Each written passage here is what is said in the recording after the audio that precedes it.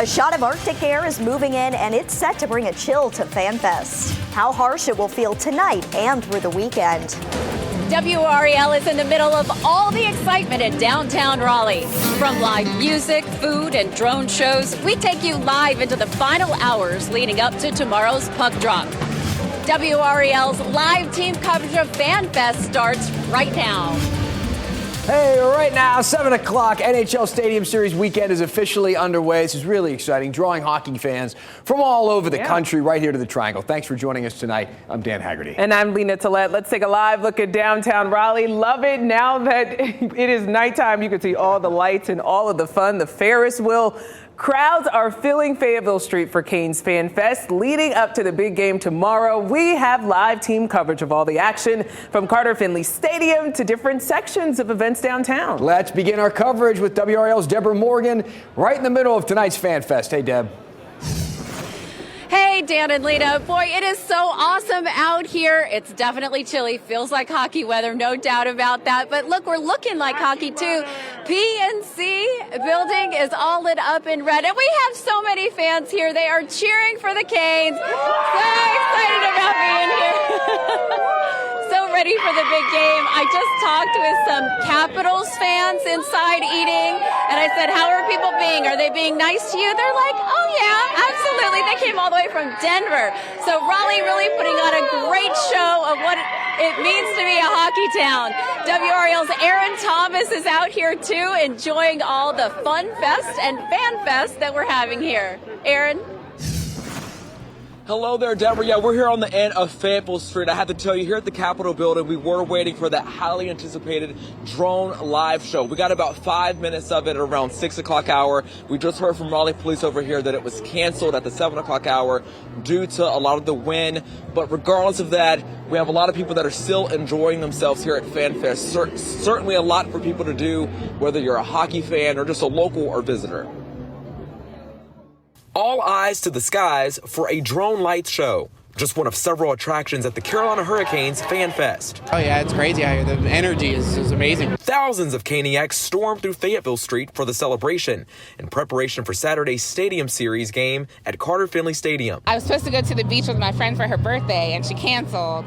And I was like, I'm coming here.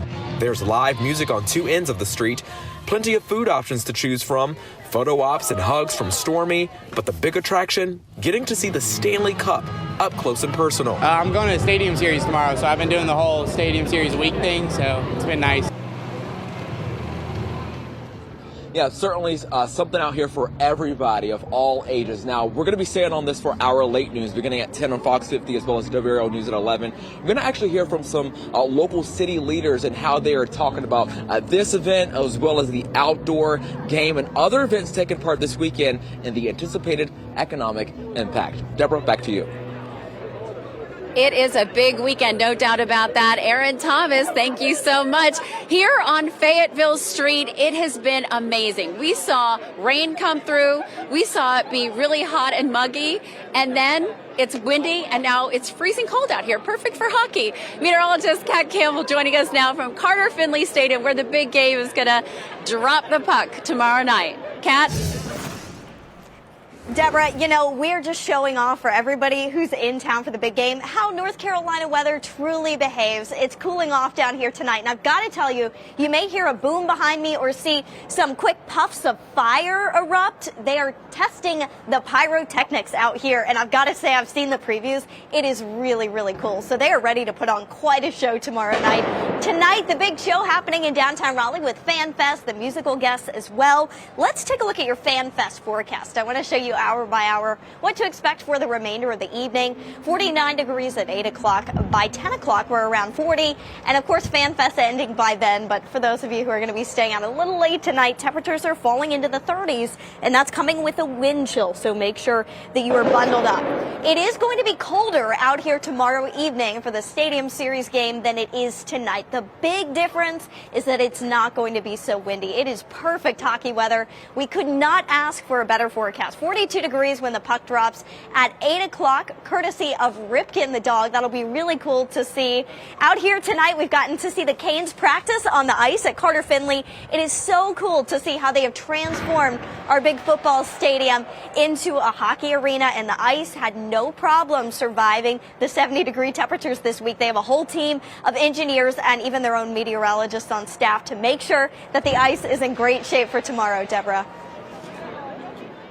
Absolutely. Boy, they've done a great job, and everybody is so excited for the game to happen. Just cannot wait until the puck finally drops and that fun can finally begin in the stadium. We've been waiting a long time for that game.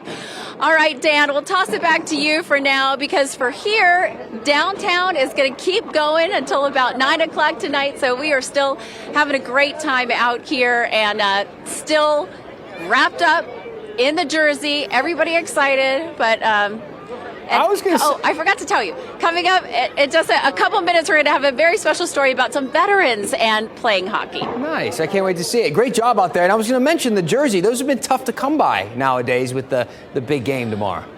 Yes. I have a friend who works as the equipment manager, Bob Gorman, who allowed me to borrow this. So very excited to have this jersey. Those Deborah Morgan connections. All right, we'll talk to you again soon. Thanks, Deb. All right, now to some really important stories to tell you about tonight, starting with another day of local schools being interrupted by threats of guns on campus. In the last 10 minutes alone, we learned a pellet gun was found on a student at Colbreth Middle School. Live from WRAL News headquarters in Raleigh, your number one source for local news. WRAL News, coverage you can count on. Back to a story so many families are talking about: weapons found in our local schools, as well as a number of lockdowns. Just 20 minutes ago, we learned that a pellet gun was found at a middle school in Orange County. And these incidents obviously have plagued our schools and surged in the past few weeks, leaving parents and school officials looking for solutions. It's the focus of this week's On the Record. Every day she leaves, I'm worried that she may not come back. Helplessness. So many things are going to your mind, and can you get there any quicker? You know, can I get there any quicker to be at my son's side? I'm not sure.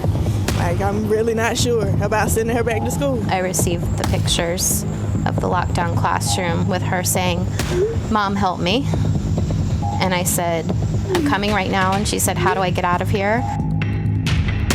So again, parents' worst nightmare to get that call. We've covered these stories so many different times. I had an opportunity to do On the Record this week. We were working to do it as a in-depth with Dan segment, but we started seeing so many that we figured we should spend a little bit more time. So that's what we're doing. And we started looking into all the different facets that go into this and how they impact how kids are going to school, how parents feel, and how that's kind of rippling through our society. There was Pew Research that was done recently, and they talked to parents, and they found that 19% of parents were extremely worried about a shooting happening at their kid's school. Now, keep in mind, it's extremely rare for a shooting to happen at your kid's school, but given the fact that we see these pop up around the country, and then we start to see the incidents of how many guns are being found in schools, you could see how parents feel that way. 13% very worried, and 3/4, if you count that somewhat, at least considering a concern when it comes to this sort of thing.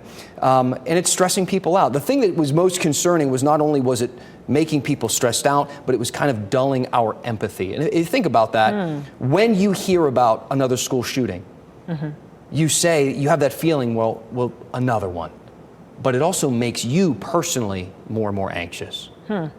Obviously, we saw what happened at Michigan State University this week. Every parent's worst nightmare, wanting to send their kids off to college, thinking it's going to be a safe environment, and them having to utilize all of those skills that they learned in school, those lockdown drills. They have been growing up learning that, and they had to utilize that at Michigan State University. Now these kids also worried about that too. Yeah, and we're also looking at some of the things that are being put in place at schools that are much different than what we went through when we were going through the doors of our schools in middle school and in high school. There's new equipment, expensive equipment, that is being rolled out in districts right here in our area. Of course, we have these security measures that are pretty much across the board at this point. So they have the SROs, those resource officers in the schools, the controlled access to the building. You can't just go in and out like when we were younger. People could go in and out of pretty much any door in the building. That's over. They have security cameras, two-way radios on all of the teachers. In case something goes down, they can all talk to each other. So these are things that are normal, but they're stepping it up even more and spending millions on equipment that we have shown you here on WRAL that monitor people for guns, for weapons as they go through the doors of these schools.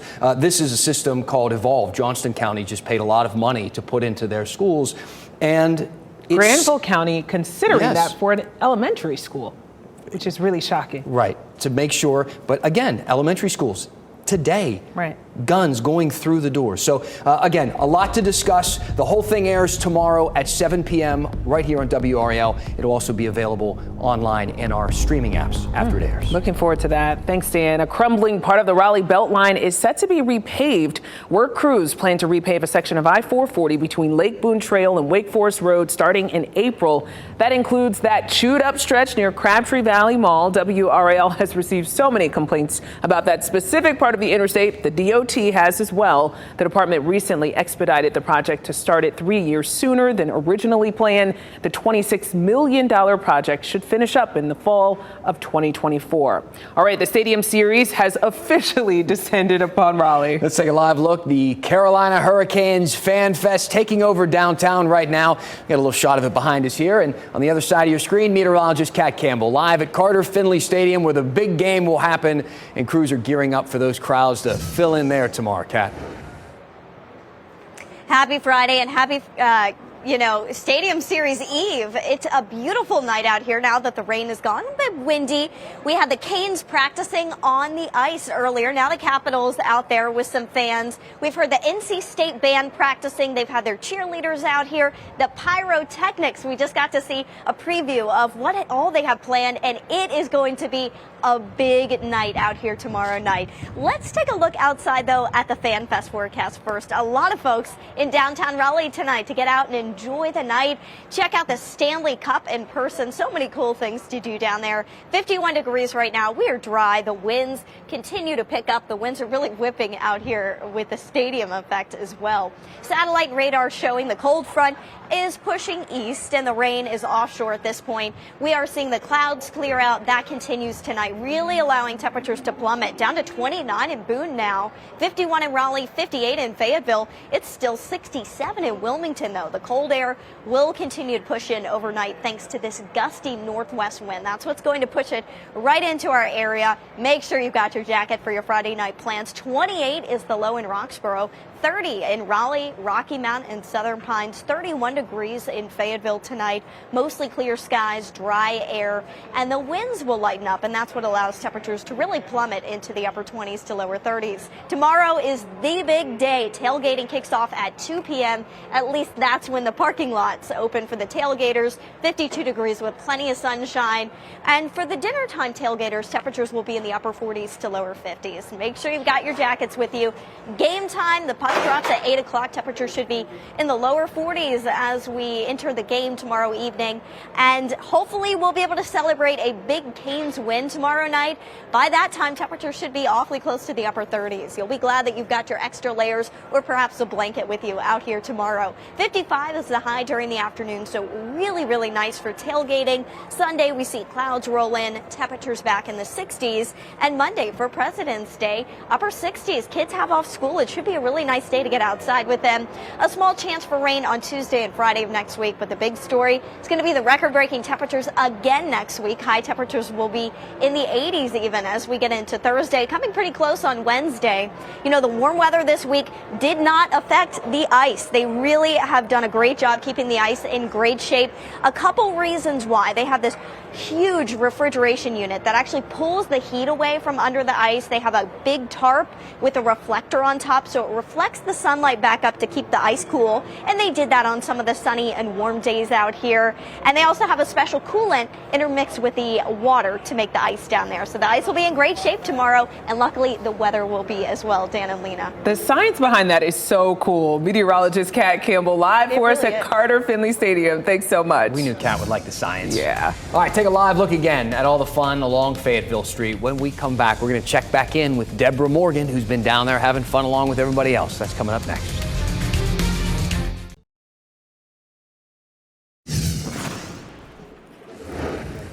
You know, back here live at FanFest, this is just one of many events happening surrounding the big game tomorrow. Earlier today, 60 veterans from around the country, including Fort Bragg, hit the ice for a very special game called the Navy Federal Veterans Showcase. WRAL's Michael Grace was there. He took in all the action, and he found out why this game is so special. Camaraderie. It's a word that's being thrown around a lot here at the Navy Federal Veterans Showcase. For the 60 veterans here playing in this tournament, it's the experience of a lifetime. But playing it together, that's the real privilege. Wayne Gretzky once said that in hockey, you need each and every guy helping each other, pulling in the same direction to be successful. Because hockey is a true team sport. Everybody's got a lane, everybody's got a job. This morning ahead of the game at Carter Finley, 60 men and women put Gretzky's words to the test, and they all share something in common besides hockey. An Army veteran, 16 years. Sergeant in the United States Marine Corps, I served 11 years. For the last 3 years, Navy Federal has hosted the Veterans Showcase in conjunction with the Stadium Series. This year, the tournament features teams from Orlando, San Antonio, San Diego, and Camp Patriot Hockey out of Fort Bragg. Sergeant Burgess, who plays for Camp Patriot Hockey, says the tournament isn't just a chance to play hockey with fellow veterans.